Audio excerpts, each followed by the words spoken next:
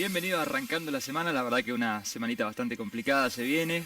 Bueno, recién escuchábamos hablando a Marcelita de Jesús el tema de los problemas que están teniendo con las obras sociales. La verdad que esto es un tema que nosotros en particular estamos por iniciar un amparo contra el IOSFA por falta de cumplimiento, por falta de atención, entre otras cosas. Así que ante eso, cualquier cosita pueden llamar al 03-875-888-524 si tienen problemas con sus obras sociales. Por otro lado, vamos a hablar con el doctor Gustavo Gutiérrez, él es especialista en Derecho Laboral. Vamos a hablar sobre justamente lo que es el despido y la violencia laboral que estamos teniendo, que realmente se está dando y bastante asiduamente en el mercado laboral. Por otro lado, también estamos viendo la presentación de un amparo ambiental por una empresa que se está instalando, una empresa siderúrgica, es decir, que tiene unos bastante condimentos contaminantes que se está realizando dentro de un lugar donde están muchas viviendas. La verdad que es muy contraproducente, pero bueno, vamos a hablar de eso y mucho más dentro de 5 minutitos y enseguida volvemos.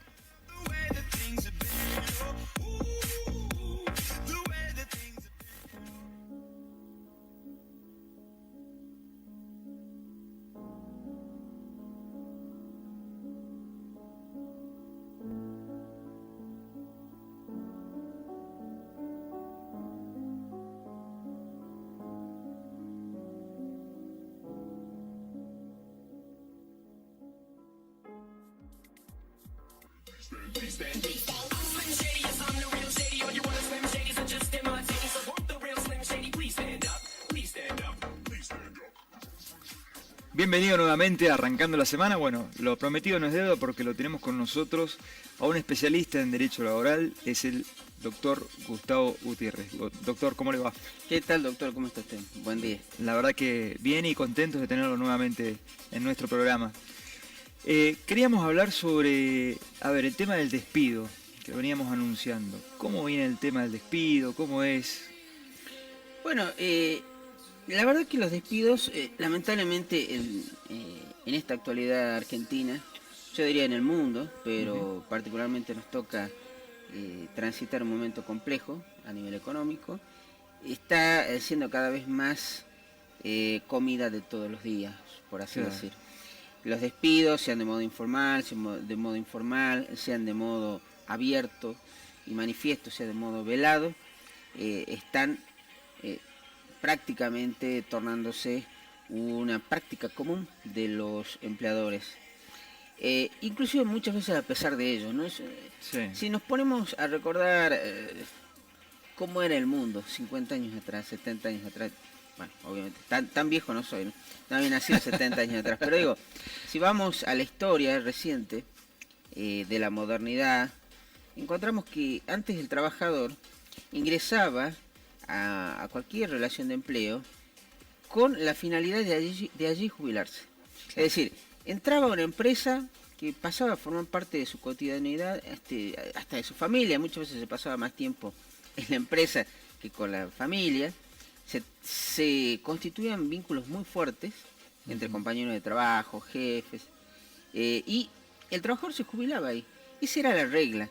Claro. Cambiar de trabajo era una cosa muy compleja, de difícil decisión y excepcional. Claro. Y tal es el espíritu de la ley de contrato de trabajo, porque la ley de contrato de trabajo tiene como regla el contrato de trabajo por tiempo indeterminado. Es decir, pasados los 90 días de periodo de prueba, el contrato se entiende indeterminado en su tiempo, salvo que tenga un plazo fijo, etcétera, etcétera, y tiene otras condiciones, otros recaudos formales y sustanciales. Por lo tanto, esta es la regla en la ley de contrato de trabajo, que responde a los tiempos en que la ley de contrato de trabajo fue discutida, debatida y sancionada como ley. Claro. Desde un tiempo a esta parte, con el advenimiento de esta modernidad líquida, al decir de un autor que algunos conocen, que además se hizo bastante conocido, Zygmunt Bauman, que es esta modernidad que ha roto todos los entre comillas, rígidos esquemas de vínculos. Claro. Y que ha disuelto muchos vínculos, algunos transformándolos, otros directamente disolviéndolos, aniquilándolos. Ya en la relación de trabajo nadie la piensa para siempre. como tampoco nadie piensa para siempre, seriamente, me parece a mí, salvo raras excepciones, un matrimonio el día de hoy. Todo el mundo se casa sabiendo que se puede divorciar. Claro. ¿Sí? Entonces, es un buen trabajo para el abogado, ¿no? Exactamente, entonces fíjense cómo todo está vinculado, ¿no? El derecho de familia, el derecho laboral. Entonces, y esta disolución de vínculos no ha sido ajena al derecho del trabajo. Claro. Esta disolución de vínculos también se ha metido en el mundo del trabajo, como no podía ser de otra manera. Entonces los vínculos, hoy ya un hombre joven, de unos 20 años, sabe que va a trabajar acá un tiempo, va a aprender, trabajará un tiempo en otro lado, un tiempo en otro lado, un tiempo, hasta geográficamente busca cambiar de contexto de modo mucho más rápido que un trabajador de una fábrica de principios de siglo, del año pasado, del siglo pasado, perdón. Entonces, como podemos advertir, la realidad es muy otra. En ese contexto, el despido se ha tornado una práctica habitual. Es decir, despedimos trabajadores, hay recambios, muchas veces se justifican con que hay recambios, con que hay reducciones, con que hay recortes. Otras veces de modo muy honesto, en ese caso por el empleador, que no es tan sencillo. Y otras veces simplemente se justifica encontrando alguna falta o inventándola si no se la encuentra y despidiendo al trabajador. A veces con razón, porque esto también debemos decir, hay despidos razonables, y muchas veces sin razón. Es decir, que detrás de supuestas justificaciones de despidos hay una realidad económica. A lo mejor ese trabajador se ha vuelto caro.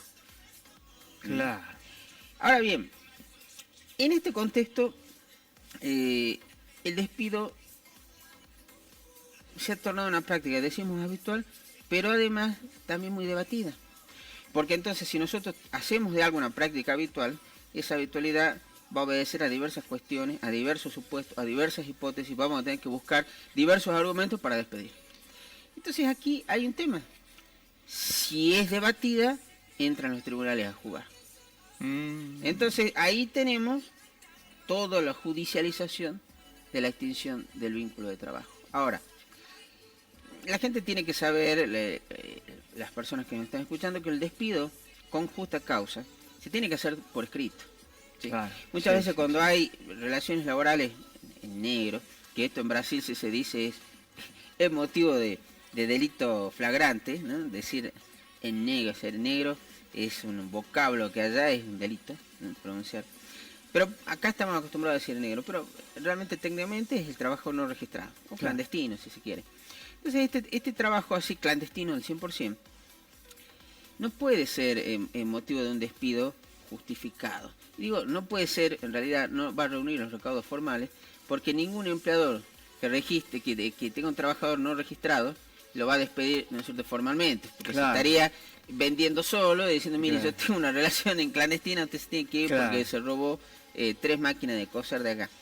Entonces, ahí no hay otra que, para el empleador, de modo práctico, despedirlo con causa, pero sin ningún tipo de comunicación escrita. Bueno, la justa causa debe hacerse por escrito, igual que la renuncia.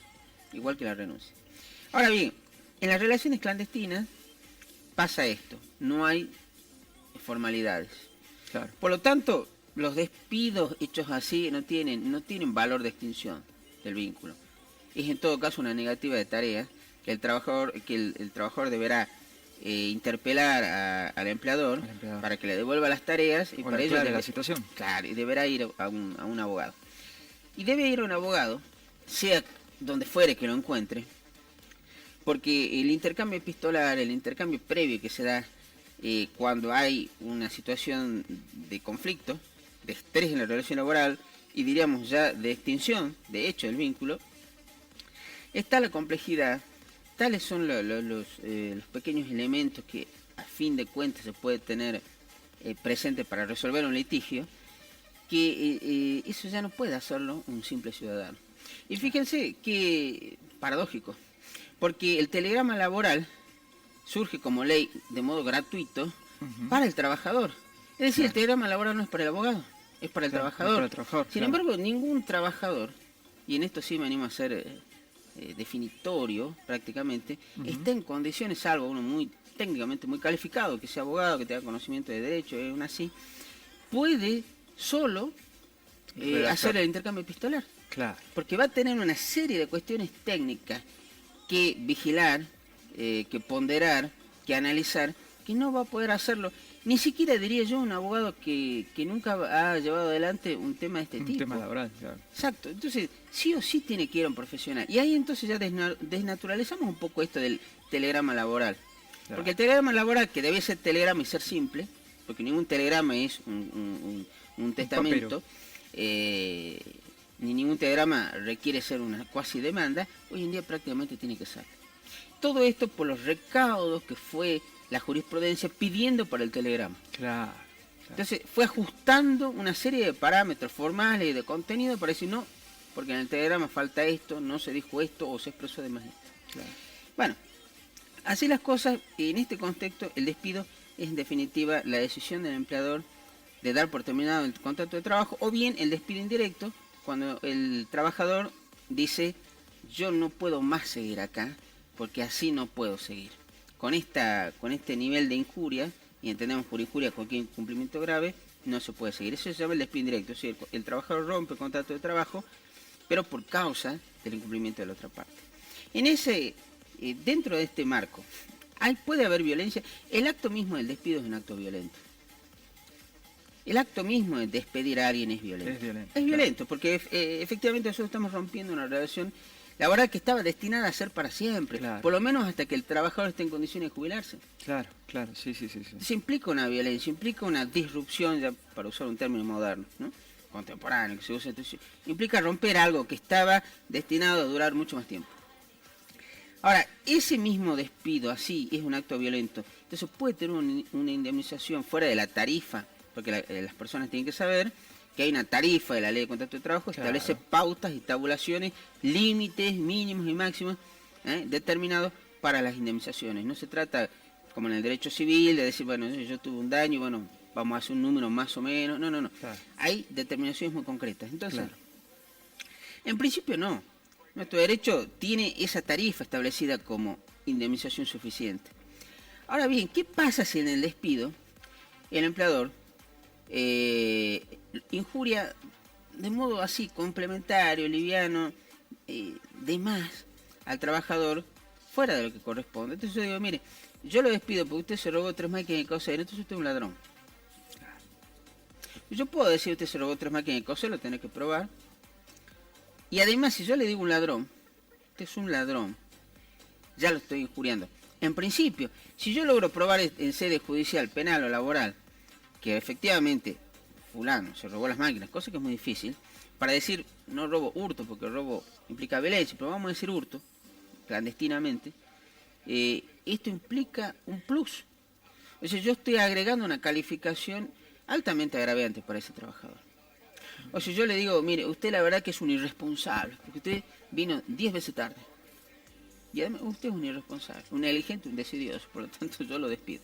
Ahí tenemos, por ejemplo, un ejemplo, sí, grosso modo, de cuál podría ser una actividad del empleador en que bien podría ahorrarse esas calificaciones y las incluye. Eso sí podría ser motivo de daño moral, por ejemplo. Claro. Entonces yo reclamo, no solo por el despido, sino por el agravio que al que estoy siendo sometido de modo liviano, gratuito. Porque claro. El despido podría haber sido mucho más simple. Decir, mire, usted tuvo 10 llegadas tarde, por lo tanto hasta aquí es tolerable y es razonable el despido. Punto. Entonces yo además le agrego otras cosas. Entonces ahí ya abro la puerta para que el otro claro. Perciba de modo injuriante unas calificaciones que bien podría ahorrarme. Entonces, claro. Eso por un lado. Después podríamos decir que ese despido obedeció en realidad, encubiertamente, el despido encubre una discriminación. Entonces yo encuentro, por ejemplo, tengo un trabajador trans que hace las cosas bien, por supuesto, tendrá su carácter, tendrá sus cuestiones, como todo el mundo. Y de pronto le cae un poco pesado al gerente de la feria. No le gusta. Claro. No le gusta la situación, no le gusta la circunstancia y empieza a buscarle la vuelta. Ve cómo dice la gente, empieza a buscar la vuelta para despedirlo. Exacto. El pelo en la leche. Exacto. Entonces, dice, si no, ¿por qué esto? ¿Por qué aquello? ¿Por qué aquello? ¿Por qué aquello? Porque se le cruzó al gerente que lo va a sacar, porque no le gusta. Entonces, en realidad el despido encubre en realidad un acto discriminatorio. Entonces, si ese trabajador trabajadora trans, logra probar en juicio que en realidad se encubrió allí un acto discriminatorio, ahí va a haber un daño moral y un daño sexual. O sea, un daño contra la identidad del género. Claro. O sea, ahí va a haber una posibilidad de reclamo mayor. Pero habrá que probar en sede judicial, porque no alcanza. Muchas veces las personas tienen la idea que con tener la verdad o la razón alcanza. Entonces dice, doctor, pero si yo tengo razón. Claro, es verdad. Cuando uno tiene la razón de su lado, la verdad de su lado, entendamos por verdad los hechos objetivos. Claro, ¿no? sí. Porque hoy la posverdad y la verdad es que cada uno tiene su verdad, es un discurso que está en boga, pero entendamos por verdad los hechos objetivos. Es decir, en realidad había una discriminación, se sabe, pero no alcanza con tener la razón. Hay que probar. Hay que probarlo. Hay que probar. Y para probar hay que tener elementos de prueba. Los que son el elemento de prueba por antonomasia, lo que es más, lo que sirve más al juez es el testigo. Claro. El testigo va y relata. Exacto, porque se reconstruye un pasado. Claro. Porque el juez tiene que reconstruir un pasado que no conoce. Y francamente los abogados tampoco. Claro. Porque los abogados tampoco hemos estado ahí en ese momento. Entonces tenemos que reconstruir un pasado. Y reconstruir un pasado implica reunir elementos que nos ayuden a reconstruir ese pasado. Testigos, documentos, filmaciones, grabaciones, informes, claro, etcétera, peritos, claro, determinaciones de especialistas. Es decir, entonces este conjunto de cosas nos va a ayudar a determinar si hubo violencia o no. ¿Y qué entendemos por violencia? Entendemos por violencia lo que el Convenio 190 vino a decirnos. El Convenio 190 vino a decirnos hace ya un par de años y la Argentina ratificó, es el único país sudamericano, me parece que, no sé si Uruguay también, en este momento no recuerdo, ratificó de los muy pocos países del continente americano que ya ratificó el Convenio 190 de la OIT. El Convenio 190 de la OIT es solo sobre violencia laboral. Entonces toca solo el tópico y todo el mundo estaba reclamando esto. Desde el Convenio 111, que es de discriminación, veníamos reclamando, los que estamos operando dentro del derecho laboral, algo en concreto sobre la violencia, porque conceptos sobre violencia se deslizaron, se desarrollaron, se configuraron, se diseñaron un montón. Entonces jurisprudencialmente hubo que avanzar sobre qué era violencia, porque es un tema que viene también lo OIT avanzando con el informe sobre violencia desde hace unos 20 años, se viene avanzando al respecto. En paralelo también con determinar, ver y tratar de correr el velo allí donde había violencia. Entonces se empezó a hablar de violencia doméstica, en la casa donde antes nadie se metía. Claro. Porque ese era el reino ambiente privado. Claro, era el reino del pater familia. Claro.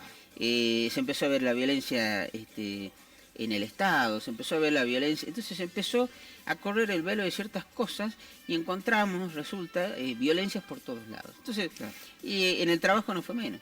Y empezó este tema a discutirse hace más de 20 años. Hasta que apareció un convenio sobre violencia. El convenio sobre violencia define la violencia como todo comportamiento o práctica, es decir, comportamiento de alguien o práctica empresaria, que tenga por objeto, o sea, que esté directamente dirigida, que cause o que sea susceptible de ocasionar, ya veremos ahora, pero digo, que cause o pueda ocasionar, con el solo hecho que puede ocasionar, ya alcanza. Que es preventivo también. Exacto. Un daño físico en el trabajo, en el marco de trabajo, un daño físico, psicológico, sexual o económico. E incluye la violencia por razón del género.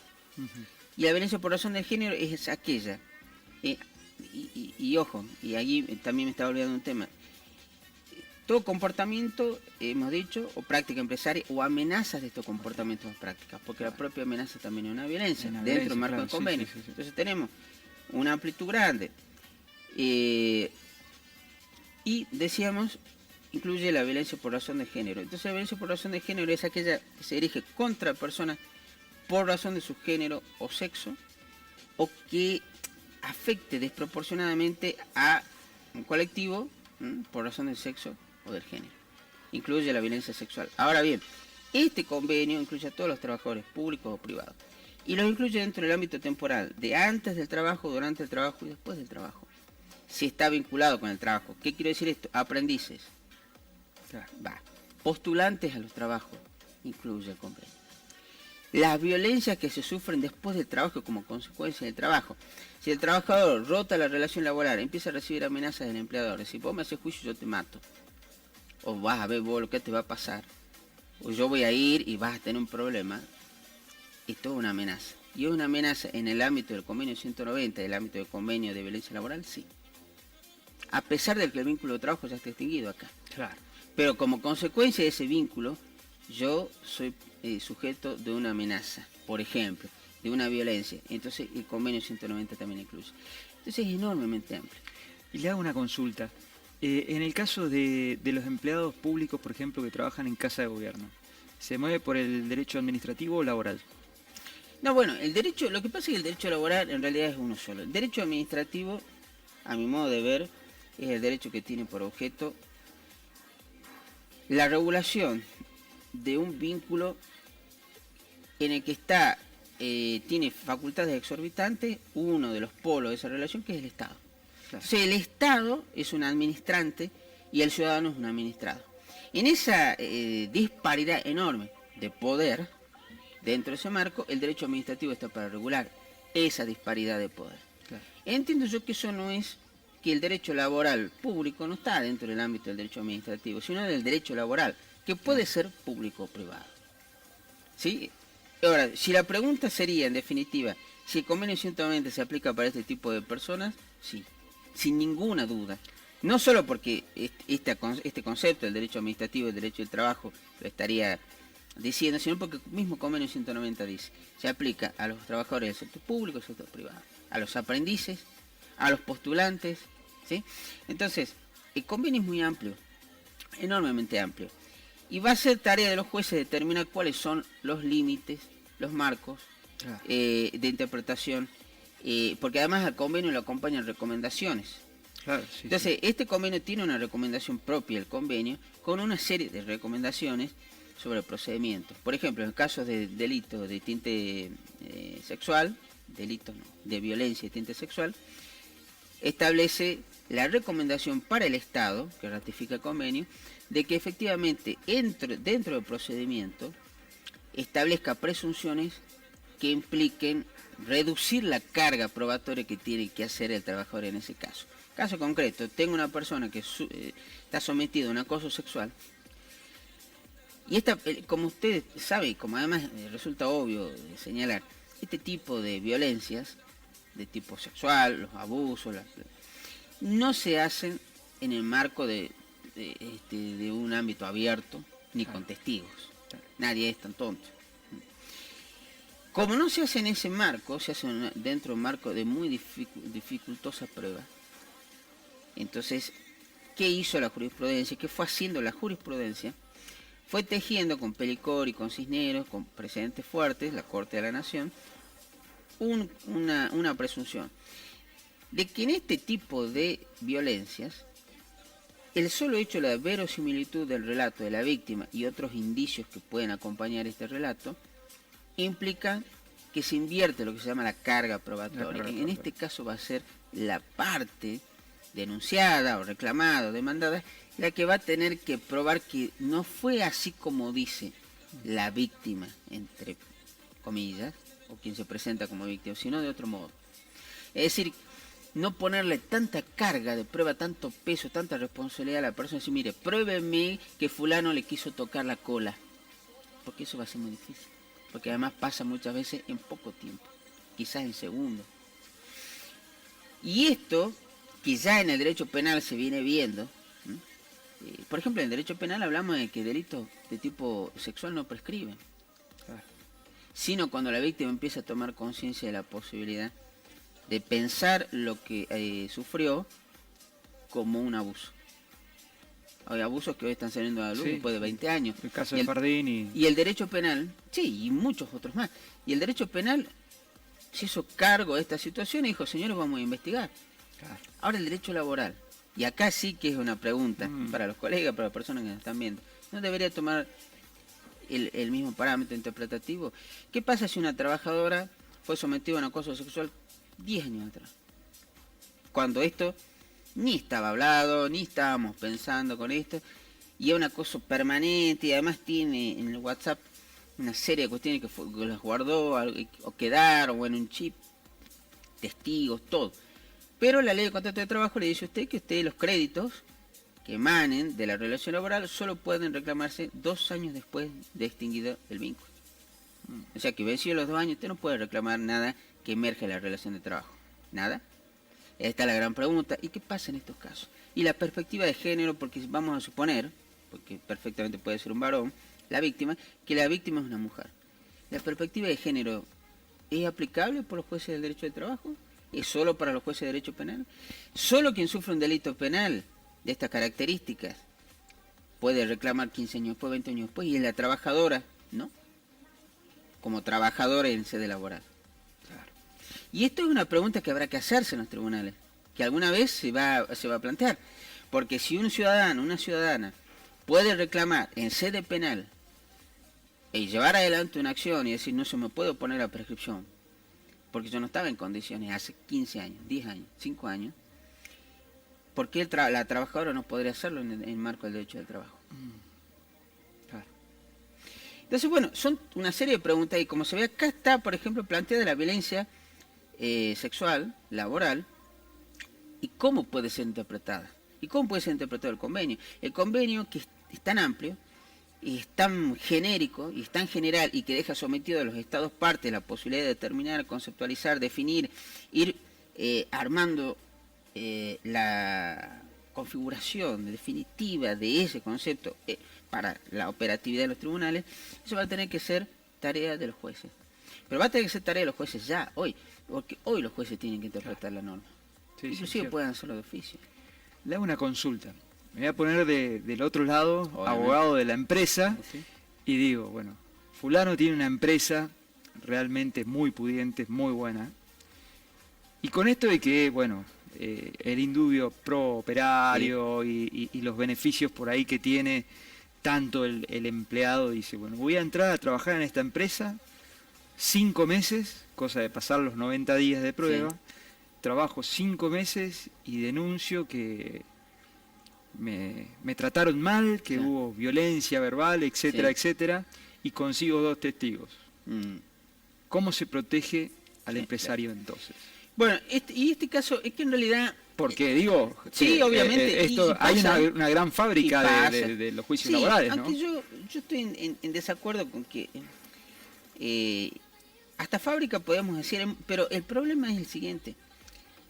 La fábrica no es de los abogados, en todo caso es de la gente. No, es de la gente que maquina, digamos. Entonces, exacto, es el trabajador que va y fabrica. Sí, sí. Y muchas veces fabrica y le miente al propio abogado. Es cierto, es cierto. Entonces le miente al abogado, y el abogado francamente no le va a poner un detector de mentiras a la persona, ni le va a detectar algo para que me diga, dígame la verdad, le cree medianamente ante un relato verosímil, claro, le cree. Y muchas veces se encuentra con situaciones de este tipo.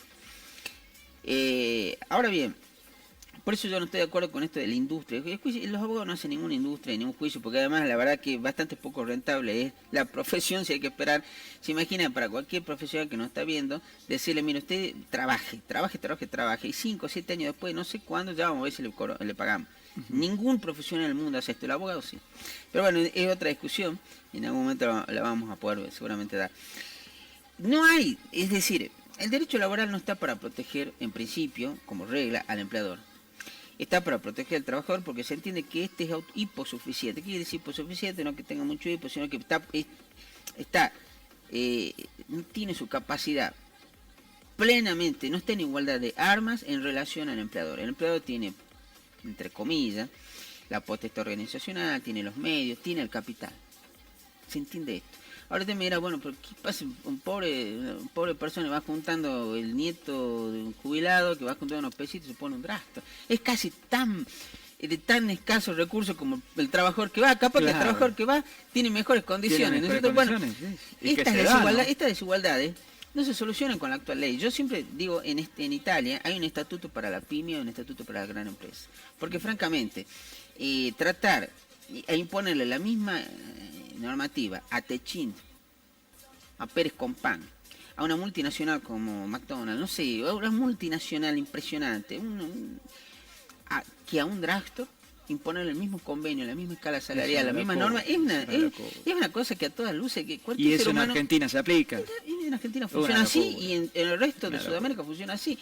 Y para ningún ser humano le cabe, ¿no es cierto? Y podemos entender que esto es razonable, que las mismas normas tienen que cumplir una multinacional y pagar la misma escala salarial y cumplir los mismos recaudos de higiene y seguridad que una persona que se instala un drugstore acá. Si usted y yo nos instalamos un drugstore acá con unos pesitos, tenemos que cumplir las mismas normas que cumple el comerciante más grande del mundo. Sin hablar con las diferencias geográficas, ¿no? Porque un exactamente, en Buenos Aires no es lo mismo que un drugstore en Tilcara. Claro. Vamos a ponerlo así, ¿no es cierto? Sin hablar, dentro del mismo país. Ahora bien, entonces, dicho esto que aparece como una barbaridad a simple vista, tenemos que en nuestro país el régimen es el mismo, para todos, para el grande, para el inmenso y para el micro.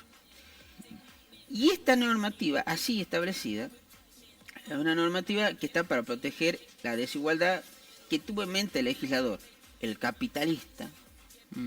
El capitalista enorme. Que ya es mal visto por capitalista. Que en realidad para la época en que el legislador de la ley contra el trabajo estaba, esto más o menos era así, no había PYME, no había emprendimiento, era mucho menos el movimiento. Entonces, el capitalista, la fábrica, el modelo Taylor Fordista de entender la relación trabajo con la fábrica, y el trabajador pequeño.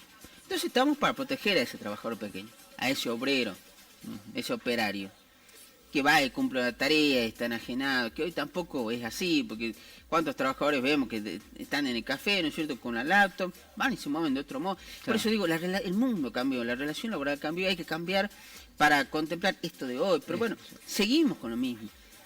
Entonces, lamentablemente, no tiene la ley de contrato de trabajo herramientas, dispositivos para proteger este tipo de fraude. Pero el empleador ahí deberá protegerse a sí mismo con la prueba.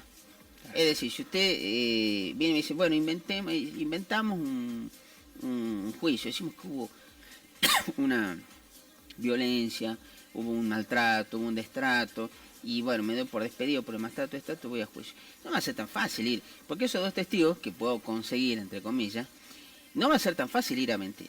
Y allí se pone en práctica toda la pericia del abogado de la patronal. Claro. Porque entonces va a tener que reunir y colectar la prueba suficiente para demostrarle al juez que eso que se está planteando es mentira. Usted me dirá, bueno, pero encima que el empleador se lo somete a este tipo de fraude, con la indignación que eso implica, si tiene que contratar a un abogado, defenderse, ver los testigos, y sí. Lamentablemente este es el esgrima en que nos vemos. Y podríamos decir lo mismo de cualquier denuncia. Y al empleador tiene que pagar la carta de documento, exacto. No es como exacto, y además, por lo general, pagarle al abogado. Y también. Entonces, pero esto también lo podríamos decir en el derecho penal. Fíjese, cualquiera puede ir a denunciar un delito. Yo puedo salir acá y decir, el doctor Busto me tocó la cola cuando me fui. Yo puedo decir cualquier cosa. Ahora, yo tengo que ir a probar después eso. Claro. Yo tengo que ir a probar. Entonces, en este derecho todo se puede. Nadie pudiera parar una denuncia y decir, no, pero escúcheme, ¿cómo va a denunciar esto? Porque eso sería un delito, parar una denuncia. Como tampoco, y también sería un delito impedirle a ese trabajador que quiere hacer un fraude que haga la demanda. Ahora, habrá que probar. Y si se prueba que eso no fue así, el abogado de la patrona y la patrona te dan derecho inclusive a decir, acá hubo un fraude procesal. Y acá hubo un delito penal de falso testimonio. Sí, y acá hubo delitos penales que se plantearon en este juicio.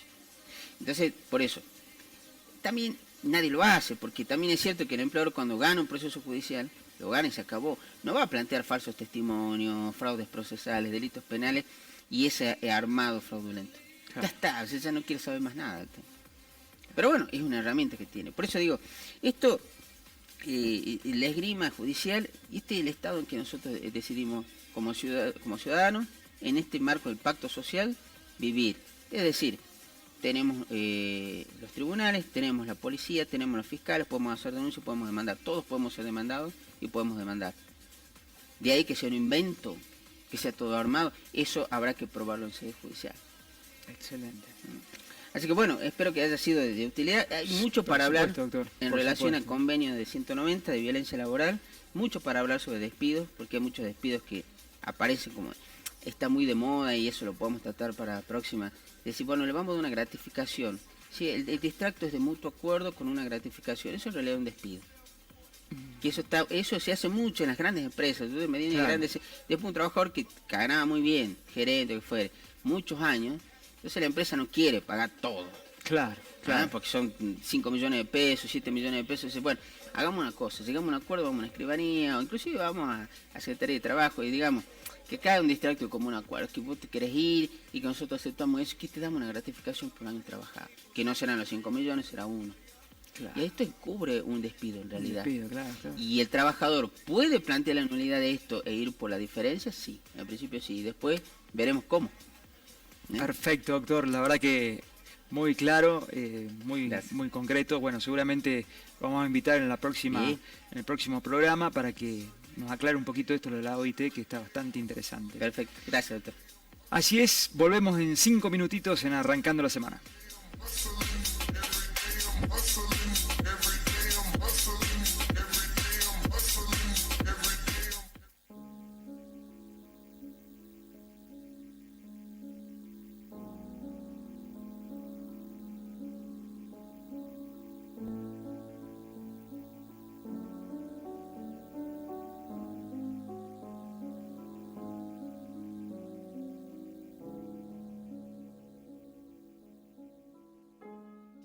Así es, lo escuchábamos recién al doctor Gustavo Gutiérrez sobre el tema laboral.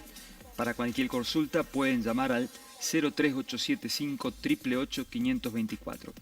Y tal como les decía, estamos teniendo problemas con varias obras sociales. Las prepagas lamentablemente están ante un incumplimiento y se está dando asiduamente a lo largo y a lo ancho de la República Argentina, no solamente acá en Salta.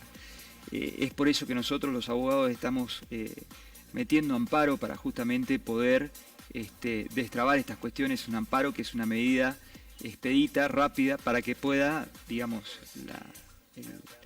el paciente pueda tener una curación rápida o un cubrimiento de algún medicamento, etc. También estamos llevando adelante un amparo ambiental justamente porque camino a la isla se está instalando una empresa siderúrgica que se va a encargar de acumular chatarras y demás, hacer la fundición de todo lo que son los metales, y eso ocasiona contaminación y mucho ruido.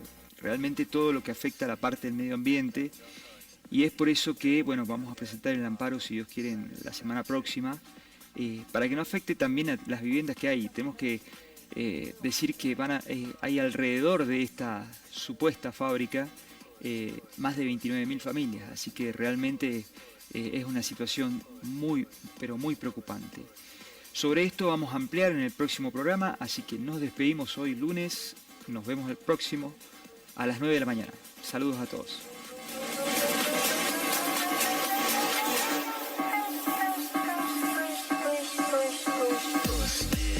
And then just hurt me till I can get my satisfaction.